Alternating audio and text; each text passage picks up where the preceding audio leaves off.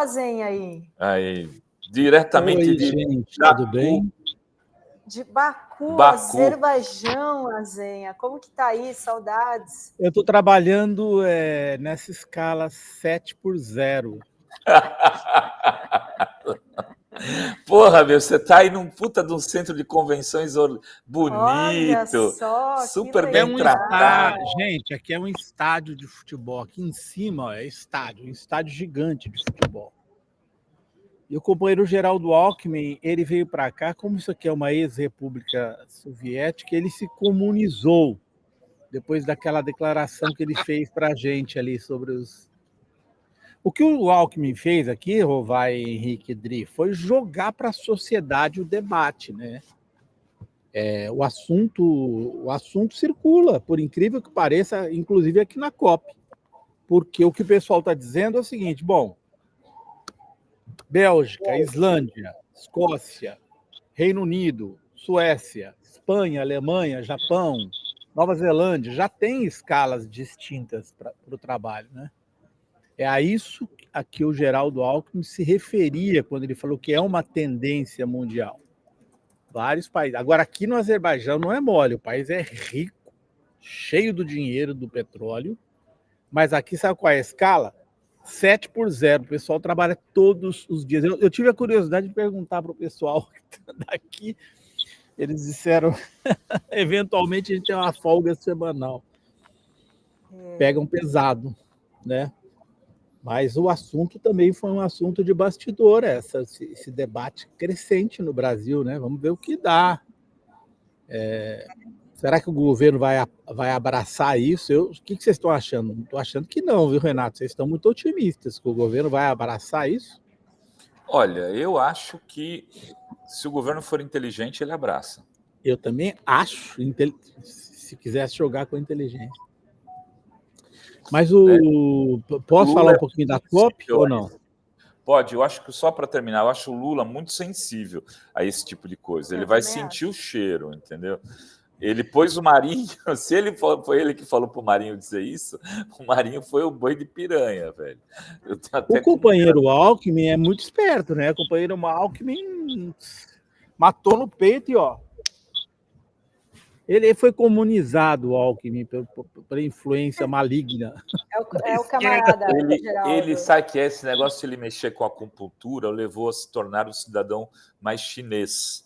E aí ele foi, acho que provavelmente pela acupuntura, colocar um chip chinês dentro do Alckmin.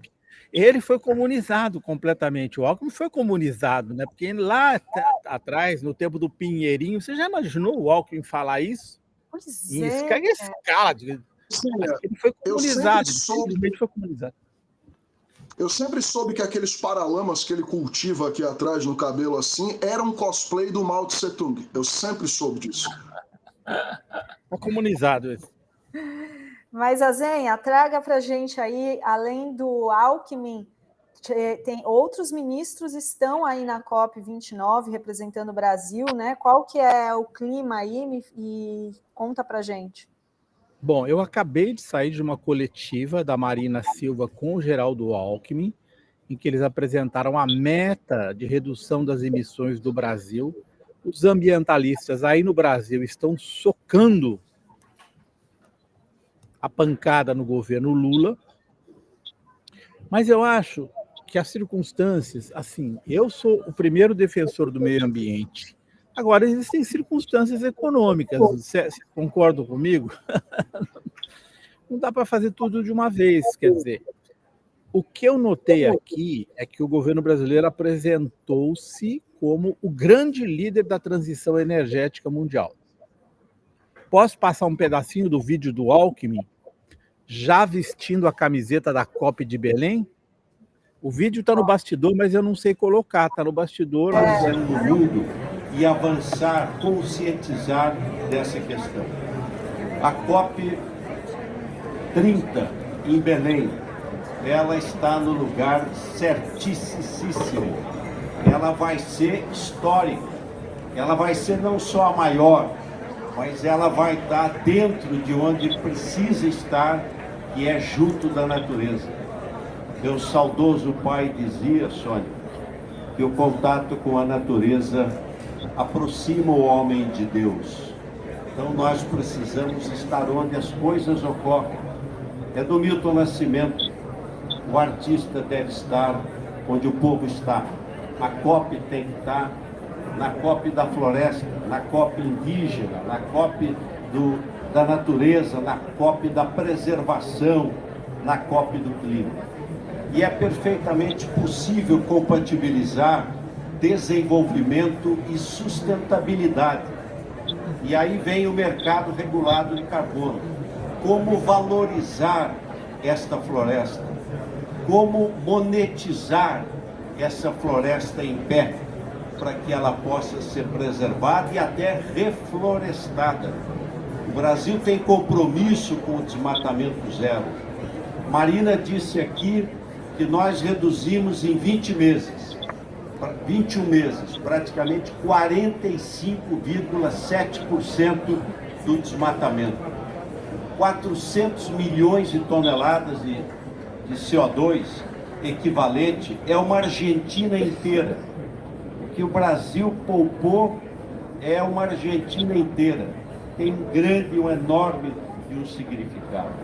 Portanto, com o mercado regulado de carbono, com o Fundo do Clima e o Fundo da Amazônia. O Fundo da Amazônia não reembolsável. E ele vai ser importante para os municípios, para o saneamento, para as comunidades indígenas.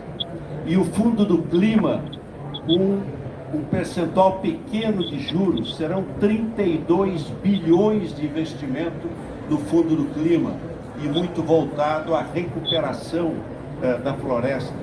A floresta se recupera se houver um trabalho significativo.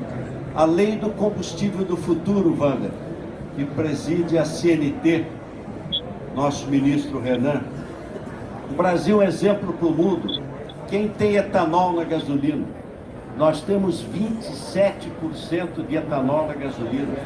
E com a lei do combustível devemos ir para 30%. Podemos chegar a 35%. E 85% da nossa frota é flex. E é etanol puro. É só etanol.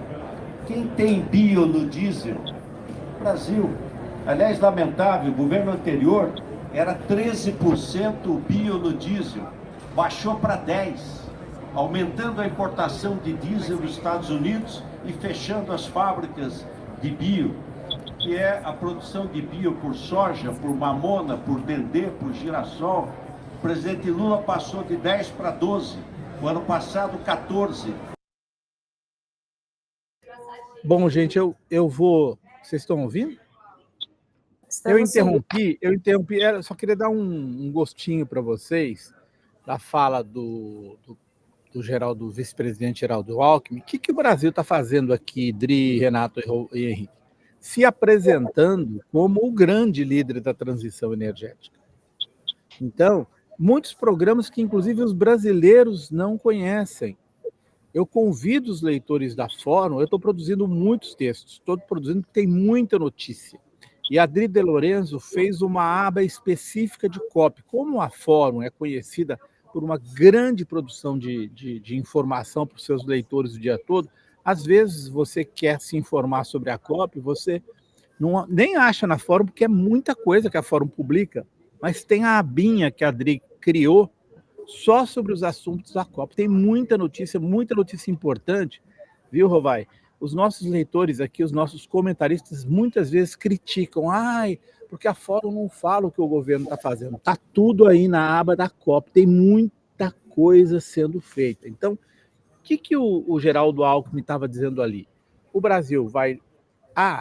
em primeiro lugar, não é do estilo do nosso companheiro comunista Alckmin criticar o Bolsonaro. Ele não criticou pelo nome, mas ele hoje, em duas circunstâncias distintas, ele criticou fortemente o governo Bolsonaro, fazendo uma relação entre como era no governo Bolsonaro e como estamos agora no governo Lula. Quer dizer, uma mudança grande. E o Brasil está se vendendo como o grande como o país que vai fazer a transição energética. Só que é o seguinte, hoje perguntaram na coletiva do Alckmin, eu acabei de sair dela, assim, o vice-presidente, mas quando que o Brasil vai anunciar o fim da produção de petróleo? Ele desconversou completamente, porque tem um debate muito profundo agora, principalmente agora que o Donald Trump foi eleito e que a Guiana está ganhando. A Guiana vai ter um crescimento, Rovai, Henrique, Dri, de 42% do PIB este ano, a estimativa da própria Guiana, por causa da exploração do petróleo. E tem aquela discussão da exploração do petróleo na margem equatorial, inclusive ali na foz do Amazonas, que é uma discussão que o governo não está tocando aqui, obviamente, mas que é uma discussão que vai pegar fogo, né? Hoje eu entrevistei o Ricardo Capelli. Aliás, Renato Rovai, você é a pessoa mais popular aqui nos bastidores da Copa, viu? Capelli te mandou um abraço.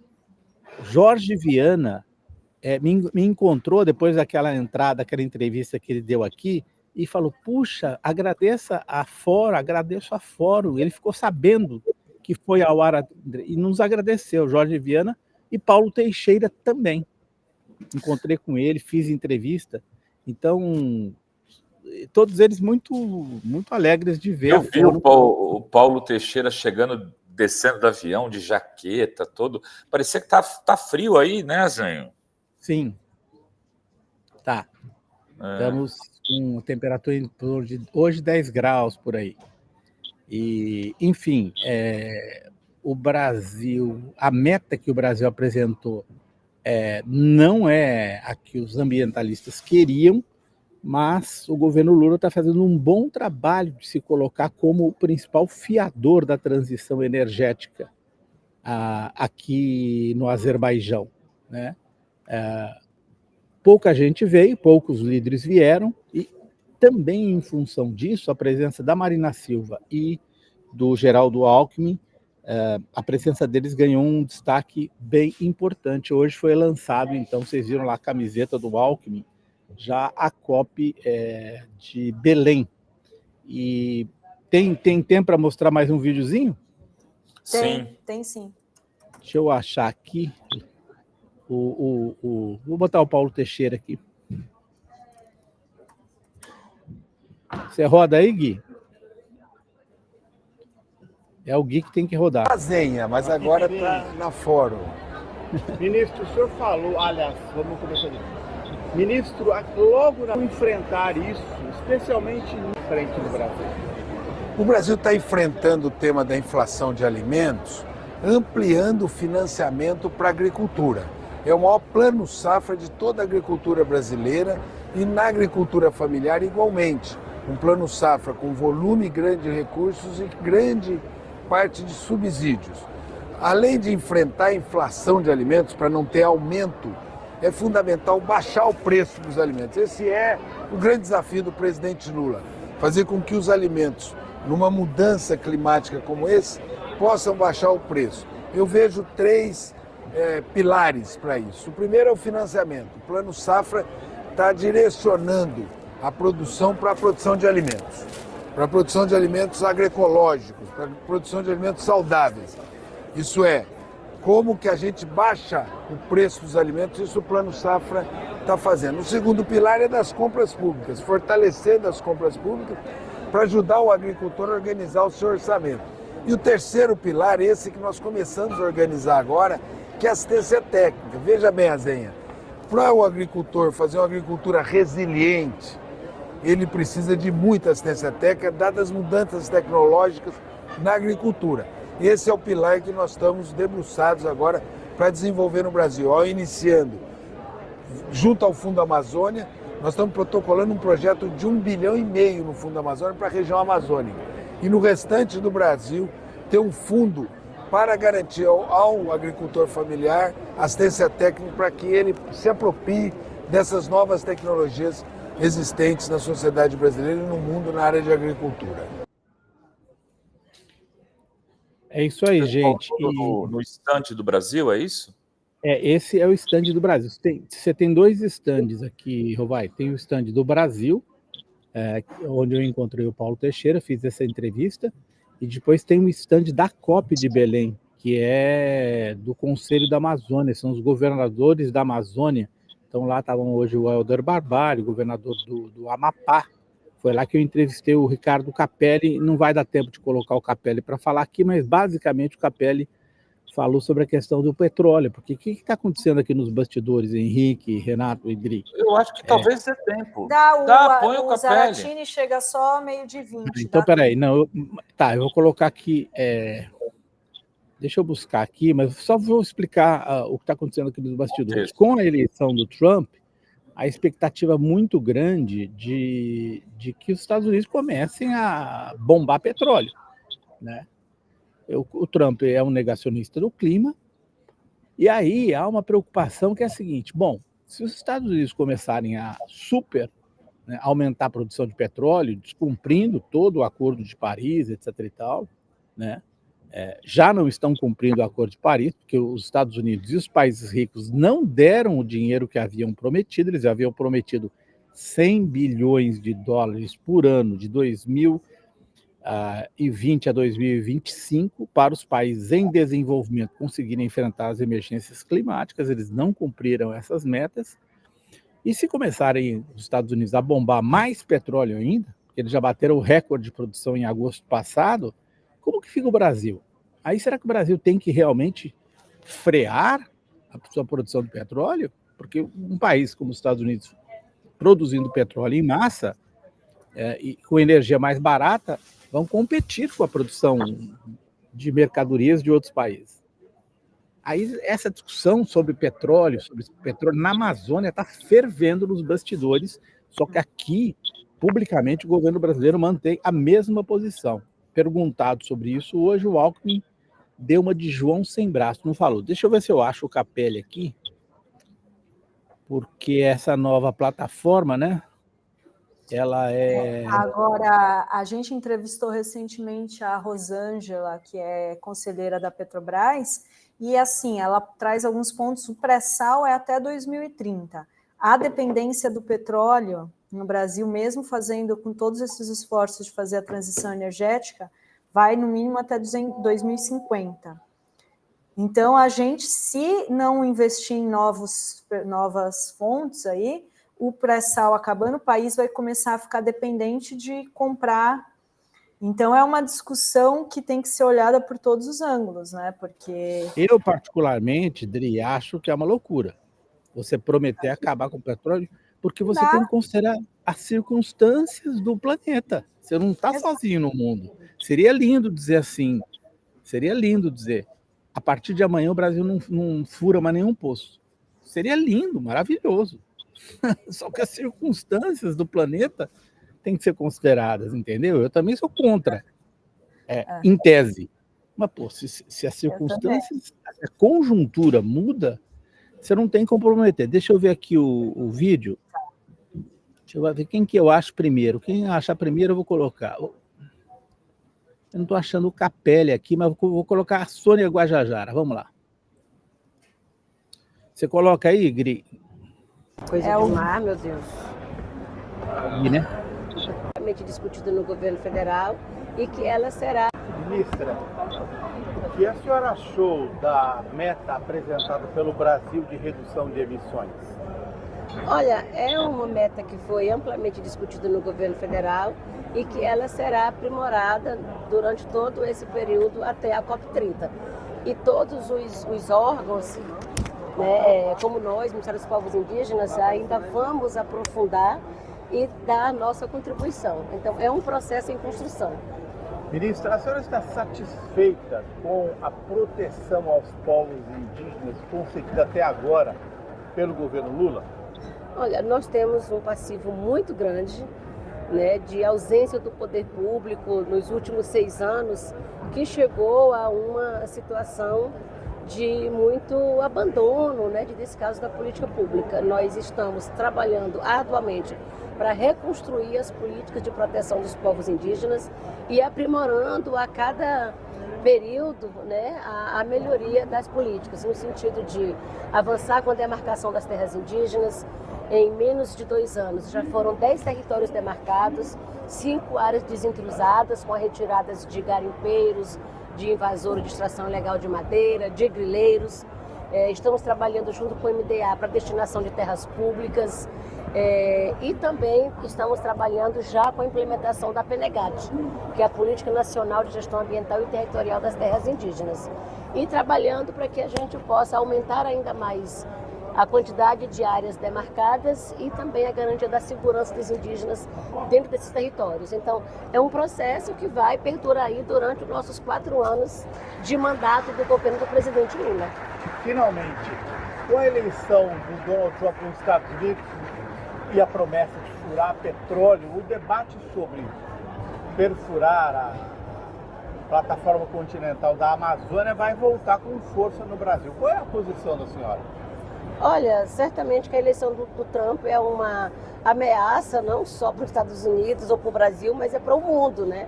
Então, seguimos todos atentos para lutar sempre contra todas essas políticas de exploração, seja de que forma for, de destruição da natureza e do meio ambiente, que consequentemente significa também destruição dos povos indígenas. Então, nós estamos totalmente alinhados para que haja uma transição energética justa. Muitíssimo obrigado pela sua... Muito bem. Bom, o que queria dizer para vocês? Essa é uma linha que a gente tem visto aqui em Baku, no Azerbaijão, desde o começo. É o governo Lula, muito coerente, inclusive, né? O ministro Paulo Teixeira, a ministra Guajajara, a Marina Silva, o Alckmin, o presidente da Apex, todos na mesma linha, mostrando ao mundo assim era o Brasil com o Bolsonaro, porque a gente já esqueceu, né, Dri, Renato e Henrique, a gente parece que já esqueceu do governo Bolsonaro, mas o Brasil está falando, não, vocês lembram como era o governo Bolsonaro? Olha aqui como o Brasil mudou. A gente deixou, hoje o Alckmin falou, deixamos o negacionismo, somos protagonistas mundiais. Do ponto de vista de política externa, eu acho que foi um grande gol a presença dessa delegação brasileira aqui. Eles explicaram muito detalhadamente, inclusive o Alckmin dizendo que o Brasil vai ser um dos líderes da transição para o querosene. A querosene da aviação é um dos maiores gases de efeito estufa, né? O Brasil vai ser um importante participante dessa transição para um combustível menos que substitua a querosene. Brasil, Índia e Estados Unidos. Então, assim, o Brasil apresentou muitos projetos, muitos planos, muitos deles eu já relatei lá no site da revista Fórum, que fazem sentido, sim, sobre essa transição energética. Acho que o Brasil saiu ganhando dessa COP, que é uma COP muito polêmica, com muita briga de bastidor, né? Com pequena presença de líderes. Muita gente faltou, a França não veio, a União Europeia faltou de última hora, o líder alemão, o chanceler alemão também faltou de última hora. Então, assim, e nessas circunstâncias, o Brasil saiu, vamos dizer, valorizado. Eu não achei o Capelli, mas o que o Capelli disse aqui, gente, não achei o vídeo dele, mas o Capelli disse o seguinte: temos que fazer a exploração, sim, na Amazônia, como acabou de dizer a Adri, temos de fazer. Ele é do grupo dentro do governo, que é formado pelos governadores da Amazônia, pela área industrial do governo, né? E a Sônia Guajajara e a Marina estão, vamos dizer, do outro lado, né? Mas ele disse que sim, e ele falou, aí eu perguntei, e o Trump? O Trump já está explorando, Trump não, mas a Exxon e a Chevron já estão explorando lá na Guiana, ganhando dinheiro como nunca ganharam, e nós não podemos abrir mão desse dinheiro para o desenvolvimento e o combate da miséria na própria Amazônia. Basicamente é isso, gente. Amanhã a delegação brasileira vai embora e aí eu vou dar uma sumida, porque aí vai ser a fase em que eu vou fazer aqui o documentário, trabalhando aqui muito com o governo aliás, os organizadores da COP vão levar a gente para uma série de lugares para a gente filmar, fazer entrevista, então vai ser interessante. Mas eu diria que o saldo dessa COP foi bem positivo, viu? Legal. Legal. Muito bem, Azenha, legal. Antes de liberar o Azenha, eu só queria trazer uma pautinha aqui, porque o Azenha é especialista nos Estados Unidos. O que você está achando dessas nomeações do novo secretariado, o Henrique também, especialista em global, do Trump? Elon Musk anunciado, o cara da Fox para a defesa, aquele deputado anti-China, né? Comenta para a gente, por favor. Olha, eu destacaria duas pessoas. Primeiro, acabei de publicar na Fórum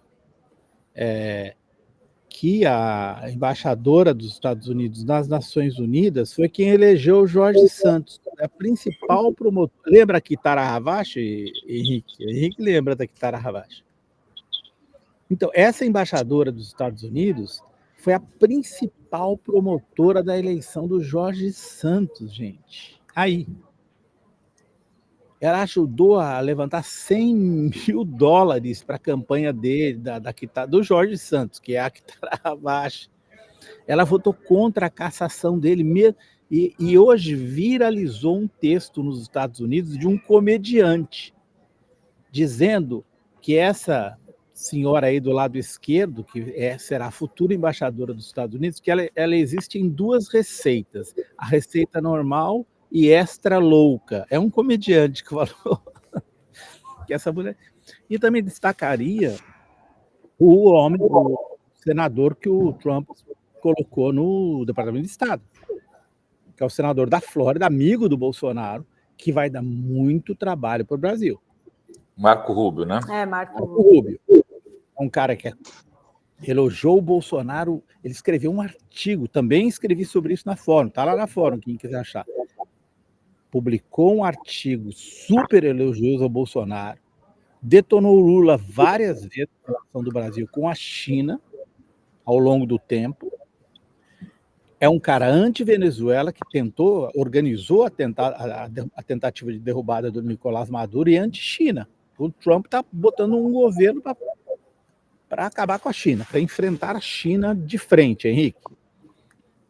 Azenha, e a nomeação do Pete Hegseth para o Ministério da Defesa? O cara é um âncora da Fox News, para o Pentágono. Aí vem sempre o bolsonarista dizendo, mas o cara é veterano da guerra do Iraque, do Afeganistão. Meu irmão, ser veterano não quer dizer nada, né? Se essa fosse a lógica, você ia pegar qualquer sargento que trabalha no rancho, no quartel, e nomear ele comandante-geral do Exército ou ministro da Defesa no Brasil. O sujeito, para comandar a maior máquina de guerra que a humanidade já conheceu até hoje, o mínimo que se espera é uma vista técnica, que o cara tenha algum conhecimento profundo e uma participação, uma vida dedicada àquilo. O Pete Hegseth é um sujeito que, assim, embora um veterano de 2 conflitos armados, ele é um âncora, um apresentador, né? Uma espécie de um Danilo Gentili da Fox News, que é a rede TV deles lá, a Jovem Pan News dos caras. E o cara vai comandar a maior máquina de guerra que a humanidade já viu. É um absurdo. Gente, mas o Azenha falou tudo, a gente foi esquecendo, né, do governo Bolsonaro. Eu estenderia isso para o comentário. A gente acho que foi esquecendo o que foi o governo do Trump, o que o Trump falava nos primeiros 6 meses de pandemia, quase antes de empacotar, porque, na verdade, ele mudou um pouquinho de postura quando ele quase morreu de Covid. Aí ele tirou um pouco o pé do acelerador. Mas, assim, aquela loucura, né, aquele desgaste mental todo que a gente tem cobrindo esses setores, nós, jornalistas, vamos voltar a ter essa dor de cabeça outra vez com esse tipo de maluquice. Apresentador da Fox News comandando o Pentágono. Ô, Henrique, eu espero que seja mais cômico do que trágico. Porque se for trágico no nível que está pintando, Ave Maria, Renato Rovai e Drido Lourenço, nós vamos ter muito trabalho lá fora, mas o mundo pode acabar no meio do caminho. Muito bem, Azenha, muito obrigada, viu? Vai lá. Volto em breve. Salve, Azenha. Valeu. Salve.